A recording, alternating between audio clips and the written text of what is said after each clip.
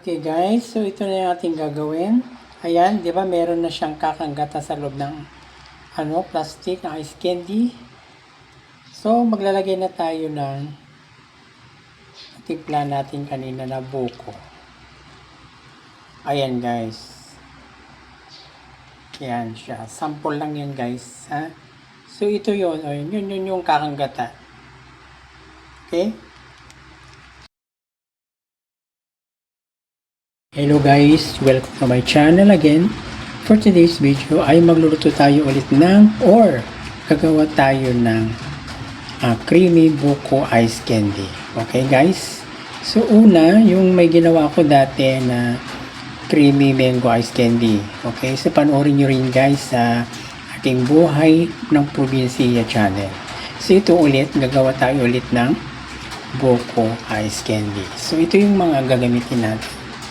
Meron ako dito white sugar na 1/3 cup. At saka meron ako dito 1/4 na cornstarch. At saka condensed. Maliit lang na condensed yung gagamitin ko guys. Ito. Nasa 206 grams. At saka evap din.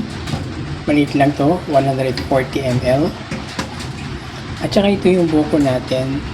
Shredded buko guys, fresh yan. At saka lalagyan ko lang kakanggata o yung coconut milk, yung unang piga guys. So bali, hatiin ko ito. Yung kalahati niya, ihalo ko mamaya sa tubig sa gagamitin nating ice candy. And then yung kalahati niya, lalagyan natin dun sa mismong loob ng plastic. Okay? At saka meron akong tubig dito, 5 cups lang guys yan. Okay, so gagawin na natin yung ating ice candy ingredients. So ito yung ating kasirola guys. So ilagay na natin yung 5 cups na tubig. Huwag na natin munang buksan yung kalan guys. So kailangan i-dissolve muna natin yung cornstarch kasi pag mainit na yung tubig bago natin ilagay yung cornstarch ay mamumuo na siya. So ilagay na natin itong cornstarch and then halo-haloin mo lang muna natin. So i-dissolve muna natin guys.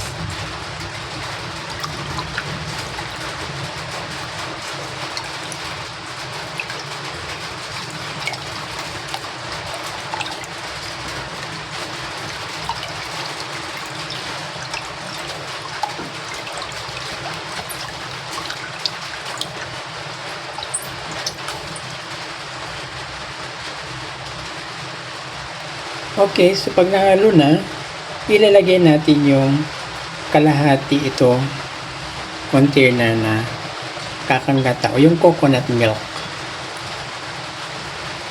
Yan, so ito yung natira guys. Ilalagay natin mamaya sa supot ng ice candy.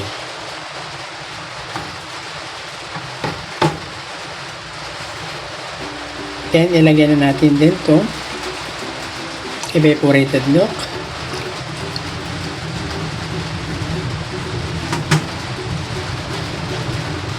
Tsaka itong condense.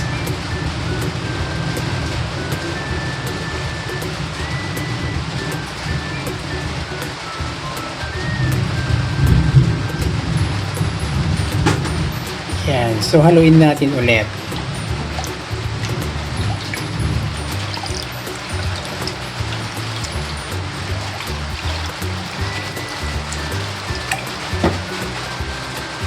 And then, itong sugar.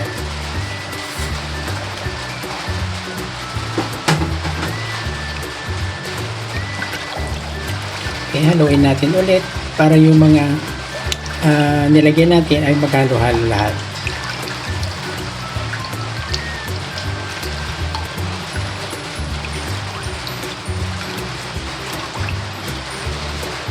Okay, so ready na, buksan na ating kalan. Yung apoy guys.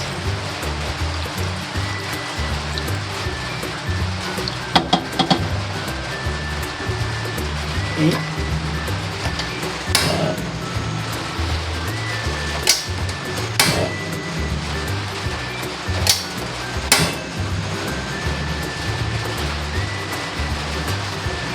Yan, okay? So, haluin na natin guys hanggang lumapot siya. Hindi pwedeng hindi ko hihinto guys.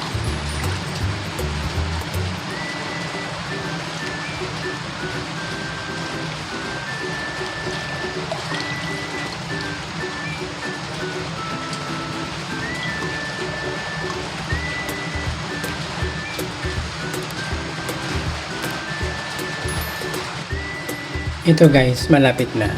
Basta wag titigilan, haluin lang guys. Para maluto yung cornstarch.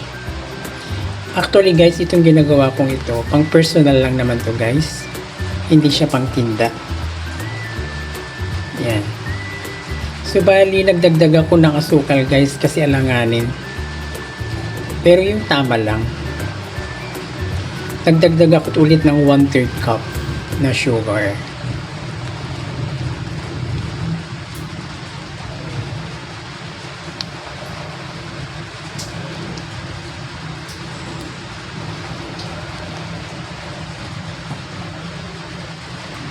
Bali, itong buko natin pala guys, yung pinakayod ko, shredded buko, isang buo lang to guys. At saka itong kakanggata din, isang buo lang yan. So, pinakayod ko kanina. And then, ito kanina, in-strain ko, sinala ko guys. Para maalis yung mga nakayod na iba-iba nga nakalagay dito. So, in-strain ko kanina. Okay, so ito na yung guys, yan. So, pinatay ko na yung apoy. Yan, so papalamigin na natin to guys.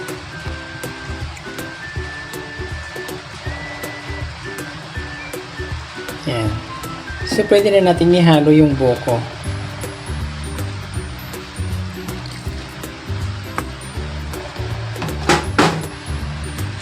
Ipalamigin na lang natin ng konti bago natin ilagay sa plastic, sa ice candy. So actually, ito yung size guys na gagamitin na ginagamit ko. Ayan o.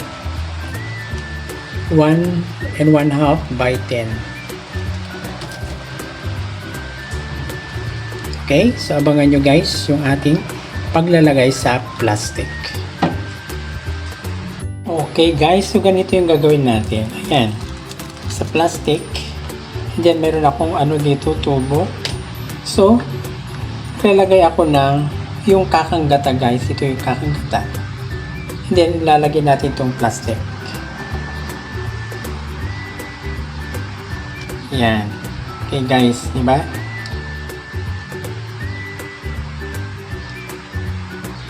Yan. So bawat plastic, so ilagay muna natin dito. And then maglalagay pa tayo ng isa.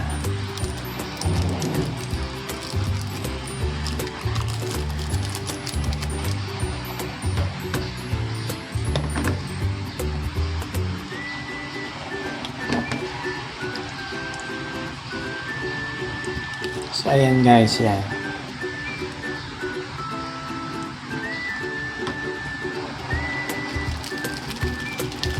So, ganyan. Okay guys, so ito na yung ating gagawin. Ayan, di ba meron na siyang kakanggata sa loob ng plastic na ice candy. So, maglalagay na tayo ng timpla natin kanina na buko. Ayan guys. Yan siya. Sample lang yan guys. Ha? So ito yun. O, yun yung kakanggata. Okay? So natin.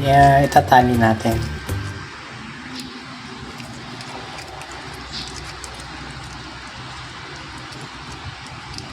Yan. So gawa na kayo guys. Guys, ito na yung ating nagawang buko ice candy. Ayan, so this is creamy guys. Ayan, so ano bang hinintay nyo? Gumawa na kayo guys para sa mainit na ulo. Bye bye! Thanks for watching!